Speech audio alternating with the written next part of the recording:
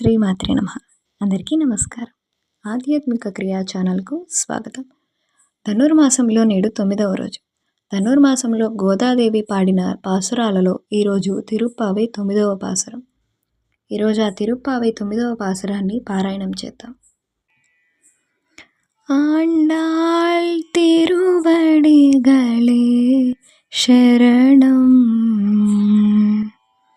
தூமணி மாடத்து சுத்தும் விளக்கெரிய தூபம் கமலத்துயிலனை மேல் கண் வளரும் மாமான் மகளே மணிக்கதவம் தாழ் திறவாய் மாமீழ் அவளை எழுப்பீரோ உன் மகள்தான் மழையோ அன்றிச்செவிடோ ஆனந்தலோ ஏமப்பெருந்துயில் மந்திரப்பட்டாளோ மாமாயன் மாதவன் வைகுந்தன் என்றென்று நாமம் பலவும் நவிந்து ఏలోరెంబావాయ్.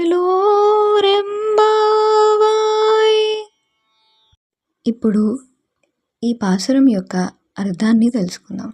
4వ గోపిక నిద్రించుచున్న మేడ దోషము లేని నవరత్నాలతో పొడగబడి నిర్మించిన మేడ. ఇది మనకు పరమాత్మకు మధ్య ఉన్న నవవిధ సంబంధాన్ని సూచిస్తే దాని చుట్టూ కాంతులీనుచున్న దీపములు గోపిక యొక్క జ్ఞానాన్ని సూచిస్తున్నాయి.